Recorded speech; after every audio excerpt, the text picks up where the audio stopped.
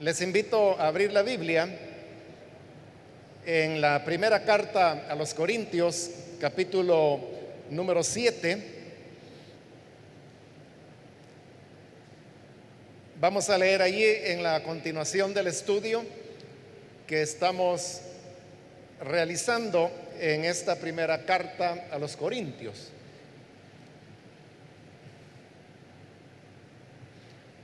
Dice la palabra de Dios en Primera de Corintios, capítulo 7, el versículo 37. Pero el que se mantiene firme en su propósito y no está dominado por sus impulsos, sino que domina su propia voluntad y ha resuelto no casarse con su prometida, también hace bien. De modo que el que se casa con su prometida hace bien, pero el que no se casa hace mejor. Solamente eso vamos a leer. Pueden tomar sus asientos, por favor.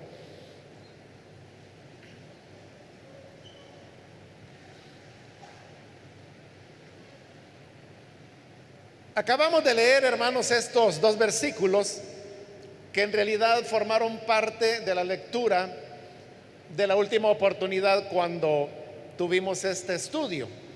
Pero estos dos versículos quedaron pendientes porque ya no nos alcanzó el tiempo para poder cubrir su contenido. El tema que Pablo va a tocar acá y que realmente ha venido tocando algunos versículos previos es acerca de aquellos hombres que estaban comprometidos a casarse y que lo hicieron antes de ser cristianos. Luego, los dos, la pareja, digamos, comprometida, se había convertido al evangelio y entonces la pregunta era que si ellos podían casarse o no, por haber sido concertado el compromiso antes de ellos ser creyentes. Ante esta pregunta, Pablo se ve en una disyuntiva porque desde que inició este capítulo 7, Pablo ha venido hablando de su deseo personal de que las personas mejor se quedaran sin casarse, pero él sabía que no lo podía prohibir, porque al fin y al cabo el matrimonio es una institución de Dios y por lo tanto él no podía generalizar y decir quédense sin casar. Por eso es que un poco a regañadientes, como lo dijimos hace un par de estudios atrás, Pablo tiene que aceptar de que cualquiera de las dos opciones estaría bien. O como lo dice al final este versículo 38, que si no se casan, mucho que mejor. Pero que si se quieren casar, pues no cometen pecado y que se casen si así lo desean. Pero estos versículos que hoy hemos leído, sobre todo el 37, es un versículo donde Pablo habla de las condiciones que debería tener aquella persona que toma la decisión de no casarse. Y hay que aclarar que allí no se está hablando únicamente de no casarse, sino que se está hablando de ser célibe. Célibe es la persona que no tiene relaciones sexuales, porque un hombre o una mujer pueden no estar casados y pueden tener relaciones sexuales. Entonces, ellos no están casados, pero no son célibes. Pero el tema que Pablo está desarrollando acá es el de ser célibes. Esto de dedicar la vida a la causa del evangelio y por eso ser célibe, es decir, tomar la decisión de no tener relaciones sexuales nunca en la vida, no es algo que se pueda tomar a la carrera. Y por eso es que este versículo 37 es importante, porque 4 veces Pablo enfatiza que tiene que ser una decisión bien tomada. Fíjese lo que dice el 37: el que se mantiene firme en su propósito. Ahí está la primera afirmación, firme en su propósito. Segundo, no está dominado por sus impulsos. Tercero, domina su propia voluntad. Cuarto, ha resuelto no casarse. En un solo versículo, 4 veces Pablo está insistiendo en que la decisión de quedarse célibe por causa del evangelio no debe ser tomada a la ligera, sino que hay que reunir esas características. Vamos a hacer un repaso por cada uno de estos 4 elementos que él ha mencionado. El primero, ahí lo tiene el principio del versículo 37, cuando dice: pero el que se mantiene firme en su propósito. Entonces, lo primero que se necesita para que una persona opte por una vida célibe es que tiene que tener un propósito firme, porque Pablo dice que esa es una condición, que tiene que estar firme en su propósito. Entonces, ¿cuál es el propósito firme que una persona debe tener? Ya Pablo lo explicó en versículos anteriores y también ya pasamos por ahí. Lo voy a resumir de esta manera. Pablo lo que dice es: estamos viviendo tiempos que apremian, aunque él no explica a qué se refiere con eso que apremian, y no hay una claridad a qué se refería él con eso. Pero a causa de eso que él llamaba tiempo que apremia, él decía que era mucho mejor que el que estaba soltero permaneciera soltero toda su vida, es decir, que fuera célibe. Porque luego dice: el hombre que está casado tiene que cuidar de las cosas del mundo, de cómo agradar a su mujer. Y lo mismo ocurre con la mujer casada. La mujer casada tiene que cuidar de las cosas del mundo, de cómo agradar a su marido. En cambio, dice Pablo, el soltero o el que es célibe, este no tiene otra preocupación más que la de dedicarse a la obra de Dios. Igual la mujer que decide ser célibe no tiene preocupación de esposo, de hijos, sino que su preocupación es servir al Señor enteramente. Entonces, el propósito en el cual dice ahora Pablo que hay que estar firme es la decisión que una persona ha tomado de mantenerse célibe para poder servir mejor al Señor, o servirle, diríamos, enteramente, sin que hubiese esas otras preocupaciones. Bueno, cuando pasamos por ahí yo puse el ejemplo del mismo Pablo, quien había decidido y toda su vida fue célibe. Y nos hacíamos la pregunta: si Pablo hubiera sido un hombre casado y que hubiera tenido hijos, como era lo esperado de cualquier familia en esa época, de cualquier matrimonio, entonces nos hacíamos la pregunta: ¿Pablo se hubiera expuesto como lo hizo? Como él mismo decía, peligros de extranjeros, peligros de mi nación, que había naufragado varias veces en el mar, que lo habían metido preso, que lo habían azotado,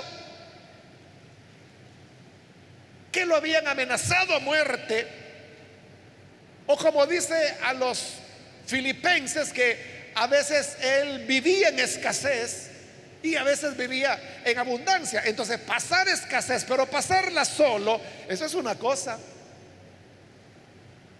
Pero vivir escasez, teniendo esposa, teniendo hijos, teniendo familia, es mucho más complicado. Entonces, al hacernos la pregunta, ¿Pablo hubiera podido hacer todo eso teniendo una familia? La respuesta más obvia es que no. Pero como él era solo, podía arriesgarlo todo, porque no le quedaba más que su vida. Y esta vida él ya la había entregado al Señor. Entonces, ese propósito de permanecer célibe para dedicarse a una causa es a lo que hoy Pablo se está refiriendo cuando dice debe estar firme en su propósito. Este fin o esta causa tiene que ser una causa muy grande, muy elevada. Y vea que lo que Pablo está aquí diciendo no es una cosa disparatada o extraña, a nosotros nos puede parecer extraña, ¿verdad? Pero realmente es algo que ocurre, o sea, no solo dentro del cristianismo, pero también ocurre en otros campos. Incluso hay hombres que, por ejemplo, se dedicaron a la política y por esa entrega a la política tomaron la decisión de ser célibes para entregarse de lleno a los ideales que tenían. Un ejemplo de eso del siglo XX, es decir, acaba de ser, ¿no? Es por ejemplo en Vietnam. Ho Chi Minh es el nombre de quien fue presidente de Corea del Norte durante 25 años. Bueno, pero eso ya fue la parte bonita, ¿no? Pero antes de eso, bueno, desde su juventud, Ho Chi Minh estudió en Europa, en Francia, y desde jovencito él comenzó su actividad política. Y allí es donde él tomó la decisión de ser célibe. Fíjese, estoy hablando de célibe, no estoy hablando de ser soltero, ¿verdad? Porque pueden haber políticos que no se casan, que son solteros, pero tienen un montón de mujeres. Pero en el caso de Ho Chi Minh no fue así. O sea, él no solo nunca se casó, sino que nunca tuvo relaciones sexuales. Fue célibe. Y él tomó esa decisión para poder entregar toda su energía a la causa de la liberación de su país. Bueno, y él fue el autor intelectual que logró la independencia de Francia, primero, ¿no? Y luego fue el que llevó adelante la guerra de Vietnam, no famosa, contra los Estados Unidos. Él murió antes de que la guerra pudiera ser ganada, pero murió ya cuando era un hecho de que Vietnam iba a ganar la guerra. Dedicó su vida entera a eso. Ahí tiene usted una persona que decide ser célibe por causas políticas. Cuando hablamos de celibato o ser célibes, inmediatamente pensamos en los sacerdotes, ¿verdad? En la Iglesia Católica, porque es lo que tenemos más cerca. Pero también ha habido a lo largo de la historia casos de personas que decidieron optar por la vida célibe sin ser católicos. Otra vez, para ponerle un ejemplo reciente y ya de este siglo XXI, ahí está el caso, por ejemplo, de John Stott. John Stott fue varias cosas a la vez, pero por resumir podría decir de que él fue un teólogo inglés. Él murió hace poco, hace como 2 años, algo así. Y los que algo han leído de teología o se han interesado por teología, el nombre de John Stott les suena, ¿no?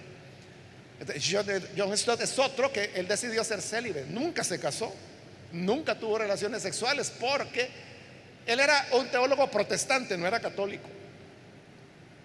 Entonces tomó la decisión de nunca casarse y nunca tener relaciones sexuales para toda su vida entregarla a la causa a la cual se dedicó, que fue la teología, la enseñanza, en lo cual fue muy fuerte.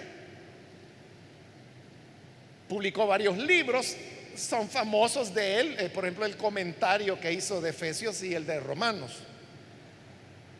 Están traducidos al español y se venden aquí en El Salvador. Lo que pasa es que la gente no sabe pues quién fue John Stott, pero es fácil encontrar los comentarios de él y algo otros libros. Él murió a los 90 años de edad. Entonces ahí tiene usted otro caso de una persona que decidió ser célibe para dedicarse, en este caso, a la enseñanza y al fomento, porque eso hizo mucho John Stott, fomentar el estudio de la teología. Él le regaló libros a miles de predicadores en el mundo y facilitó becas para que muchos hombres de Dios pudieran estudiar teología, muchos de ellos en Inglaterra, que era el país donde él vivió y murió también. Entonces, pero para tomar esa decisión uno tiene que estar bien centrado en lo que quiere en la vida. Esto está diciendo Pablo, tiene que estar firme en su propósito. Aquí no es cuestión de que, pues a ver qué dice el Señor. A ver, hermano, ¿qué pasa de aquí a unos 5 años? No, esta es gente que tiene un propósito definido en la vida, que saben lo que quieren lograr. Y como saben a lo que quieren llegar y que no es fácil, entonces vienen ellos y dicen: yo voy a dedicar todas mis fuerzas a eso. Pero cuando dicen todas las fuerzas, es el 100%. Entonces, toman la decisión de ser célibes. Eso es lo primero que menciona Pablo: firmeza de propósito. Si no hay esa firmeza, entonces no es esa tu vocación. Pero dice en segundo lugar, siempre el versículo 37: y no está dominado por sus impulsos. No está dominado por sus impulsos. Es decir, que esta persona no es dominada por sus impulsos, sino que la persona domina a sus impulsos. Pero ¿cuáles son los impulsos? Los impulsos es la sexualidad con la que Dios ha dotado a los seres humanos. Entonces, vea, no se trata, hermanos, de personas que pudieran decir: es que yo no siento atracción, yo no siento ningún interés sexual. O sea, hay personas que son así, pero es porque tienen algún trauma, algún tipo de problema.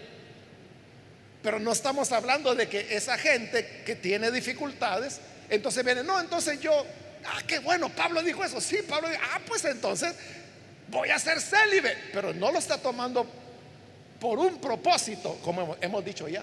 Lo está tomando porque tiene conflictos psicológicos o psiquiátricos internos. Entonces no estamos hablando de gente que tenga problemas con sus impulsos. Pudiera haber también un hombre que tiene inclinaciones a la homosexualidad, por ejemplo, y cuando oye de este pasaje: qué bueno, entonces me voy a quedar sin casar. Pero no lo está haciendo por un propósito, una causa, que en este caso sería la causa del evangelio. O sea, lo está haciendo porque vive una condición que quiere manejar de una manera inadecuada, porque no es esa la manera de manejarlo. Pero Pablo no está hablando de nada de eso. Está hablando de personas que tienen sus impulsos naturales, pero que tienen la capacidad de dominarlos. Es lo que dice en esta segunda parte. Dice: no está dominado por sus impulsos. Los impulsos no lo dominan, es la persona la que domina los impulsos. Esto es lo que antes, en este mismo capítulo, Pablo llamó el don de continencia. Eso hay que entenderlo, hermano, porque mucha gente lo entiende mal. Entonces piensan que el don de continencia es que la persona no siente deseos de tener relaciones sexuales. Ese no es el don de continencia. Esa persona que dice: es que fíjese que yo no siento deseos de tener relaciones sexuales. Ve al psiquiatra, tú tienes un problema, algo está mal contigo. Pero ese no es el don de continencia, sino que el don de continencia es que la persona dice: no, yo tengo impulsos sexuales, yo desde mi pubertad quiero tener relaciones sexuales, pero hay una causa superior por la cual yo voy a someter mis impulsos, los voy a controlar para dedicarme 100% a la causa. Que Pablo está hablando de la causa del evangelio, pero hemos visto que pueden haber otros tipos de causa. Entonces, a eso es a lo que él se refiere cuando dice que no es dominado por sus impulsos. No es que no tenga los impulsos, los tiene, igual que cualquier persona. Es totalmente normal, pero ha aprendido a dominarlos. Veamos el tercer elemento. Dice: domina su propia voluntad. O sea, no solo domina sus impulsos, que son una cosa, sino que domina su voluntad. Porque la sexualidad, usted sabe perfectamente que no es simplemente una cuestión fisiológica. O sea, tiene elementos fisiológicos bien marcados, ¿verdad? Bien determinantes. Pero también hay un elemento mental de voluntad. Entonces, requisito para el célibe dice que es que domina su voluntad. Pero cuando dice que la domina, entonces, ¿qué es lo que la voluntad de esa persona quiere? Lo que la voluntad quiere es tener relaciones sexuales. Aquí podemos ver más amplio ahora el panorama, porque entonces significa, hermanos, que no se trata, por ejemplo, de que un hombre es un misógino. El misógino es el que desprecia a la mujer por el hecho de ser mujer, ¿verdad? Hay hombres misóginos que dicen, no, si la mujer, y habla mal de ella, la desprecia, no concibe una vida al lado de una mujer. Yo conocí a un hombre misógino y de verdad nunca se casó, nunca. Pero hablando en una ocasión con él, él me dijo, es que yo no puedo concebir, me dice, que una mujer va a vivir en mi casa, y menos, me dice, que va a estar en mi habitación o que vaya a estar en mi cama, me dice. No, o sea, para él era una tortura pensar que eso se pudiera dar. Ahora, ¿por qué él era así? Ahí donde le digo, ahí viene el trabajo de los psicólogos, de los psiquiatras, que tienen que indagar qué es lo que sucede. Entonces, no se trata de una persona que por ser misógina dice, entonces yo voy a ser célibe. No, no, tú no eres un célibe, tú eres alguien que tiene problemas y tienes que resolverlo. También, hermanos, pudiera ser que la persona es un asexual, porque existe también eso. Es raro, ¿verdad? Pero existe. O sea, así como hay heterosexual, hay homosexuales, hay bisexuales y hay asexuales. Entonces, los asexuales son los que no sienten ninguna atracción por la sexualidad de ningún tipo. Pero igual, la asexualidad es otra disforia, es decir, es un problema identificado en los manuales de tratamiento mental. El famoso DSM-5, por ejemplo, lo clasifica como una disforia, la asexualidad. Es decir, es un problema que tiene que ser tratado. Y también hay personas que tienen, por ejemplo, limitaciones, voy a decir, de carácter físico o fisiológico. A ellos se refirió Jesús, por ejemplo, allá en Mateo 19, cuando él estaba hablando del divorcio, que le preguntaron que si se puede divorciar por cualquier causa, y Jesús dijo que no, que solamente era por infidelidad. Entonces le dijeron los discípulos, entonces si es así, no conviene casarse. Y Jesús dijo, bueno, si la aguantan, si de verdad pueden estar sin casarse, háganlo. Y le dijo, porque hay eunucos, y esa fue la palabra que él usó, eunucos. Eunuco era el nombre que se le daba a los hombres principalmente que no podían tener relaciones sexuales. Y Jesús dijo, porque hay eunucos a quienes los hombres los hicieron eunucos.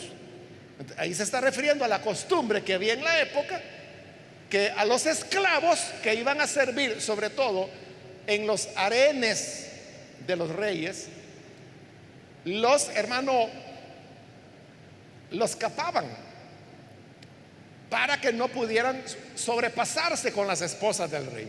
Esos eran los eunucos que a la fuerza los habían hecho eunucos, eunucos hechos por los hombres, dijo Jesús. Pero luego dijo, están los que son eunucos de nacimiento.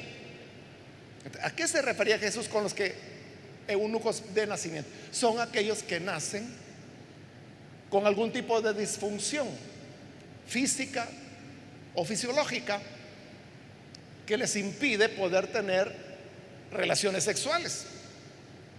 Entonces, si una persona tiene ese tipo de complicación, que muchas veces son genéticas, así nacen, y por eso es que el Señor dijo,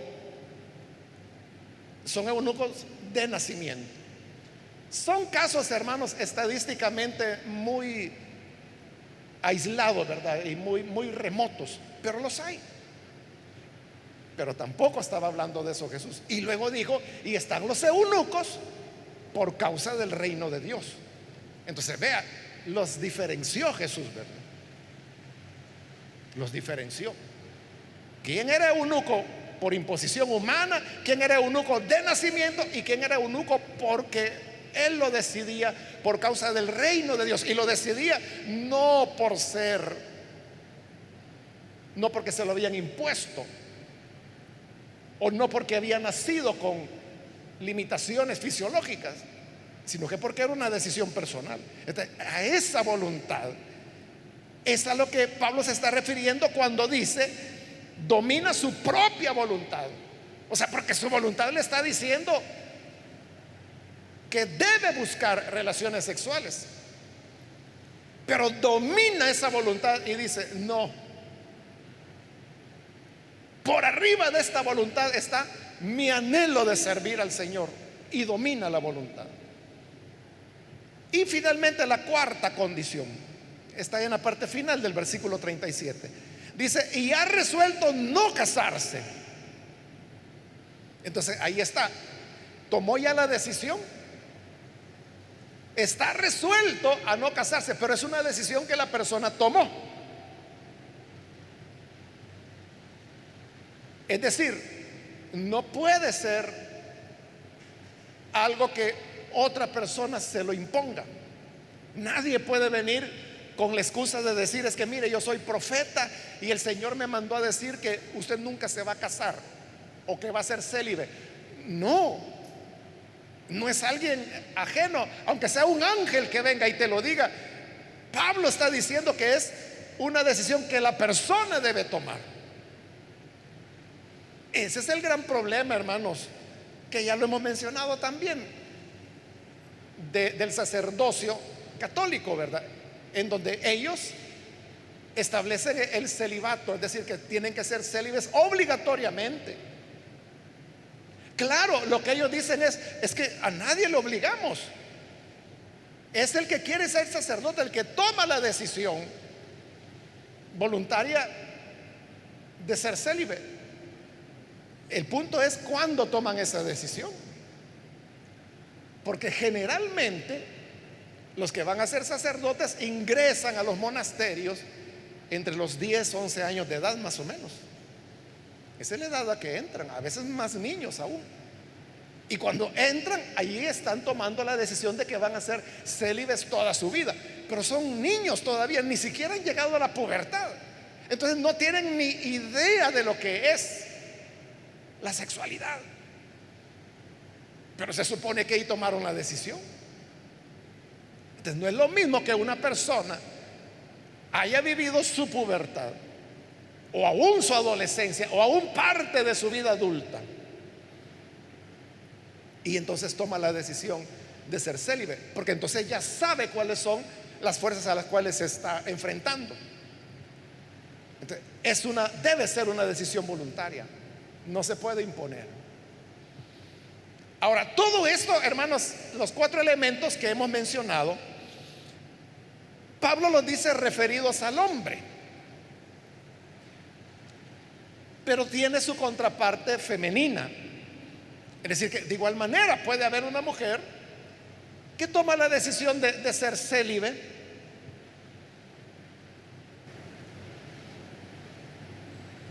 y lo hacen por una causa. Por ejemplo, yo era realmente una amiga de mi mamá, eran compañeras de trabajo, entonces, pero esta señora, que yo supongo que ella debe haber muerto porque hace muchos años, ella nunca se casó porque su mamá estaba enferma y ella era quien la cuidaba. Entonces ella dijo, mientras mi mamá viva, yo no me voy a casar. El problema es que la viejita nunca que se moría, ¿verdad? Y cuando vino a morir la señora, ya compañera de mi mamá ya era una anciana, nunca se casó y por eso creo que ella murió.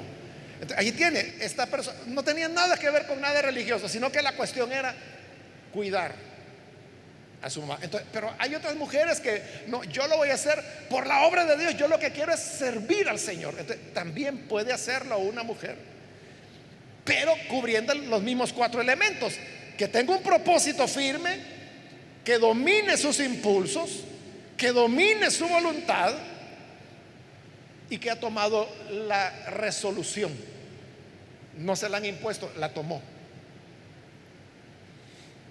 Y luego viene el versículo 38 donde cierra ya el tema: de modo que el que se casa con su prometida hace bien, pero el que no se casa hace mejor. Fíjese lo que Pablo está diciendo ahí. Hay dos maneras, ¿verdad?, en que se puede servir al Señor: es casándose, y el que se casa, dice Pablo, hace bien. Y la otra manera de servir al Señor es no casándose y siendo célibe. Ese, dice Pablo, hace mejor. Ejemplo de eso es el mismo Pablo, ¿verdad? Ejemplo de eso es el Señor Jesús, que fue célibe, totalmente dedicado a la causa de su Padre hasta la muerte.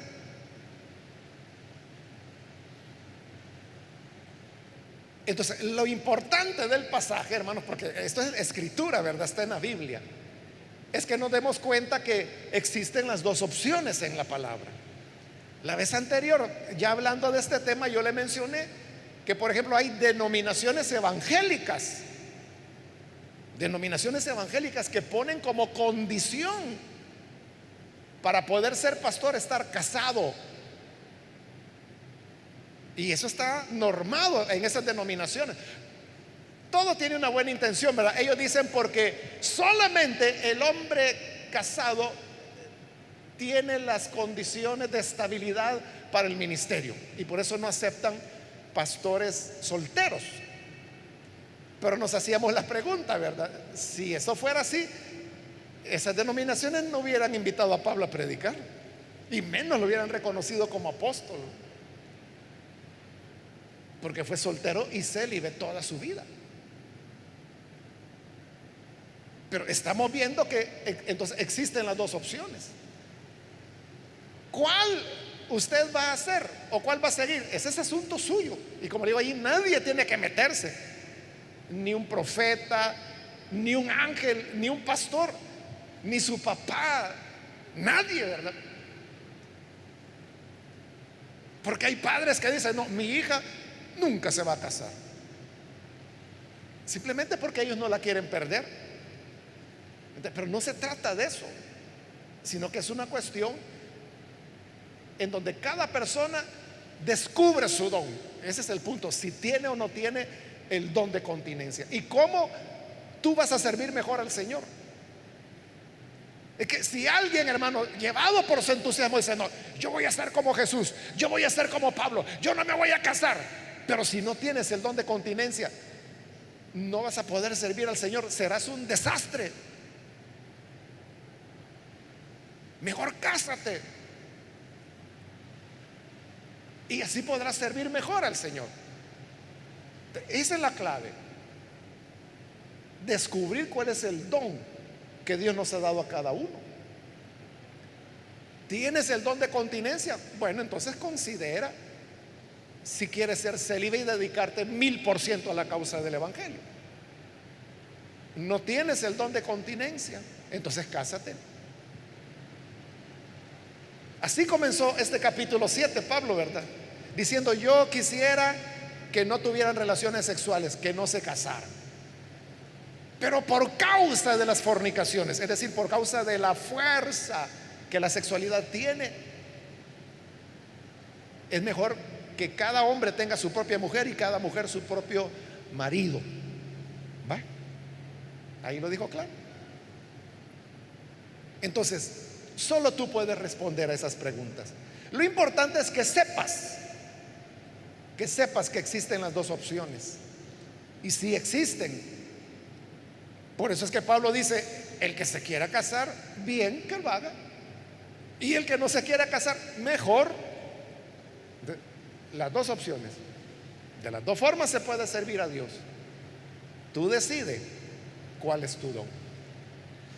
Vamos a cerrar nuestros ojos y vamos a orar en este momento, pero antes de orar, yo quiero invitar, si hay con nosotros algún amigo o amiga que todavía no ha recibido al Señor Jesús como su Salvador.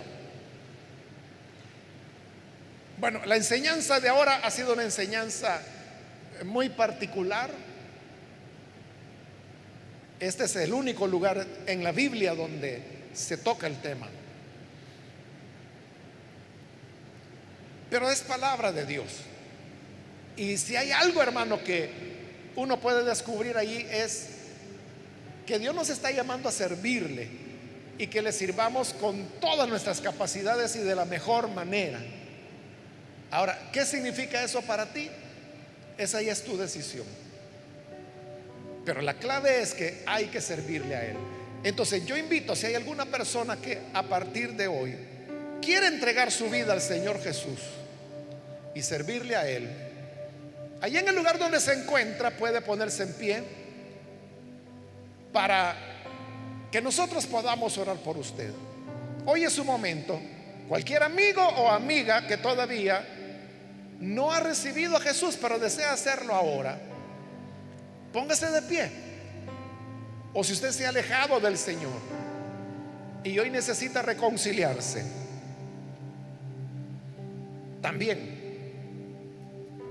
puede ponerse en pie para que oremos por usted.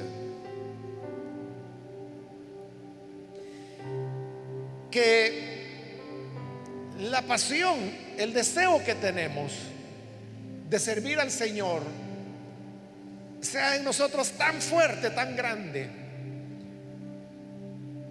que como dentro de la vocación a la cual Dios nos llamó, estemos dispuestos a servirle de manera completa.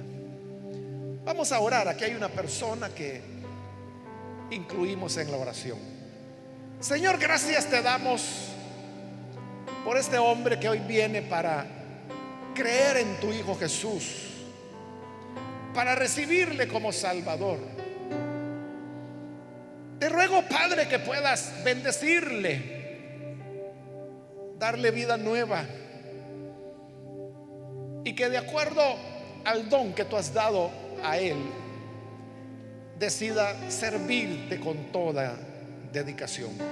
Lo mismo te rogamos por aquellos que a través de los medios de comunicación hoy están abriendo su corazón para recibirte o para reconciliarse. Te pedimos, Señor, que les perdones, les des vida nueva, para que te sirvan y te amen. Bendice, Señor, a tu pueblo, a toda tu iglesia. Ayúdanos